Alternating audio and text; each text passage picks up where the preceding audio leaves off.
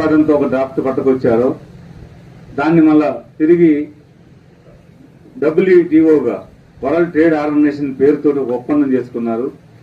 అది వచ్చిన నాడే మన రైతు సంఘం అఖిల భారత కిసాన్ సభ వ్యతిరేకించింది. భారతదేశానికి వ్యవసాయ రంగానికి ఇది ఉరితాడు లాంటిది, ఈ ఒప్పందంలో మనం చేరకూడదు అని చెప్పేసి ఆనాడు రైతు సంఘాలు వామపక్షాలు పెద్ద ఎత్తున పోరాటం చేశాయి.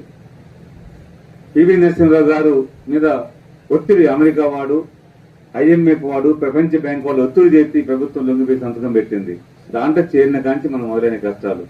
90 ముందు రైతుల ఆత్మహత్యలు లేవు, 90 ముందు వ్యవసాయం నష్టంలో లేదు, 90 ముందు వ్యవసాయం చేస్తే కష్టపడితే కుటుంబం మొత్తం ఇబ్బందులు లేకుండా బతకడానికి కావాల్సిన విధంగా పంటలు పండేయి, అప్పులు లేకుండా బతికే అవకాశం, అన్ని అవసరాలు తీరాయి. చదువులైనా, వైద్యమైనా, ఇంటిలో అవసరాలైనా రైతు నష్టపోకుండా ఉన్నది. కానీ 90 తర్వాత ఎప్పుడైతే మనం దీంతో చేరేమో ఆనాడే మనం హెచ్చరించాం రైతు సంఘం, ఇది మనకు మెడకి ఉరితాడు లాంటిది, మన రైతాంగానికి వ్యవసాయ రంగానికి ఉరిపేంతా ఉన్నారు, దాంట్లో చాలా వద్దని చెప్తే ఈ ప్రభుత్వాలు చేరాయి. అది ఉరితాడుగా మారింది. ఈ దేశంలో ఇప్పటిదాకా ఈ 35 సంవత్సరాలు దాదాపు 5 లక్షల మంది రైతులు ఆత్మహత్యలు చేసుకున్నారు. వ్యవసాయం అప్పులే, అప్పు లేకుండా ఏ రైతు లేడు ఇవాళ. రెండోది, గతంలో కోఆపరేటివ్ వ్యవస్థ బలంగా ఉండేది. నీకు కావాల్సిన రుణం కానీ, విత్తనాలు కానీ సహకార సంఘాల ద్వారా సరఫరా చేసేవాళ్ళు. క్రమక్రమంగా కోఆపరేటివ్ బ్యాంకుల్ని, సహకార రంగాలను కూడా వ్యాపార బ్యాంకులుగా మార్చేశారు. కోఆపరేటివ్ బ్యాంకు పోతే సెంట్రల్ బ్యాంక్ ఎవరికి ఇస్తాం లోన్ అంటే పంట రుణాలకు ఇవ్వటం లేదు. కారు కొంటే నీకు రుణం ఇస్తానంటున్నాడు. కారుకి రుణం ఇస్తారట, ఇంటికి రుణం ఇస్తారట, ఎడ్యుకేషన్ రుణం ఇస్తారట, ఇంకైతే మార్టిగేజ్ చేసి రియల్ ఎస్టేట్ వ్యాపారం చేస్తుంటే రుణం ఇస్తారట.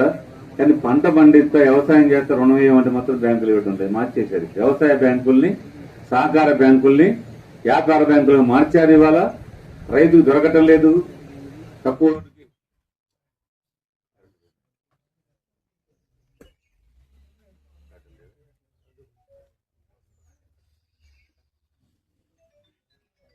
అందుకే రైతు ప్రైవేట్ అప్పు తెచ్చుకోవాల్సి వస్తుంది.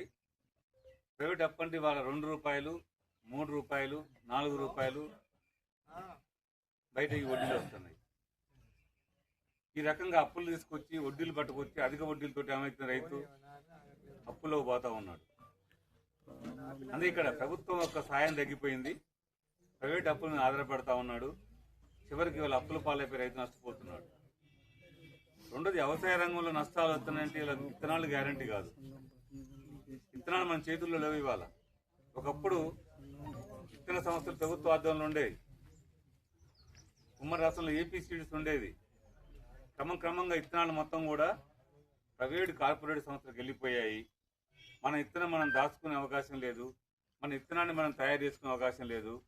ప్రైవేట్ విత్తనాలు వచ్చిన తర్వాత ఒక్కసారి నువ్వు ఉపయోగించిన తర్వాత మళ్ళీ రెండో పంట వేయడానికి వీల్లేదు, మళ్ళీ దిగుబడి రాదు. మొత్తం కొంటూ. ఈరోజు దిద్దుపూడి గ్రామంలో తెలంగాణ రైతు సంఘం వైరా డివిజన్ మహాసభ జరిగింది. ఈ మహాసభలో 3 తీర్మానాలను ప్రవేశపెట్టడం జరిగింది.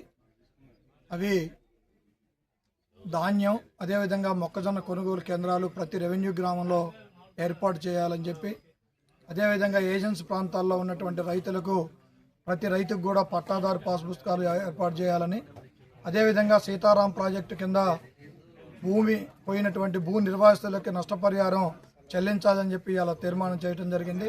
దానిలో భాగంగానే ఈరోజు రైతాంగం ఎక్కువగా వరిధాన్యం, అదేవిధంగా మొక్కజొన్నలు పండిస్తూ ఉన్నారు. కానీ కొనేటటువంటి దాఖలా లేకుండా పోయింది. ఇలా ప్రభుత్వాలు కూడా పట్టించుకునేటటువంటి పరిస్థితి లేకుండా పోయింది. కాబట్టి వరిధాన్యం కానివ్వండి, మొక్కజొన్న కొనుగోలు కేంద్రాన్ని ప్రతి రెవెన్యూ గ్రామాల్లో ఏర్పాటు చేయాలి.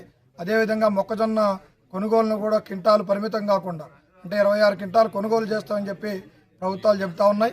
26 క్వింటాలు కాదు, ఇవాళ ప్రతి రైతుకి 40 నుంచి 50 క్వింటాలు పండుతూ ఉంది. కాబట్టి పండినటువంటి ప్రతి గింజను కూడా ఈ రాష్ట్ర ప్రభుత్వం కొనుగోలు చేయాలని చెప్పి మేము రైతు సంఘంగా డిమాండ్ చేస్తా ఉన్నాం. కొనుగోలు కేంద్రాలు ఏర్పాటు చేయాలని, అట్లనే మొక్కజొన్న కొనుగోలు కేంద్రాలు కూడా ఇంతవరకు ఏర్పాటు చేయలేదు. ఈ 2 కేంద్రాలు ఏర్పాటు చేయాలని కోరుకుంటున్నాం రైతు సంఘం.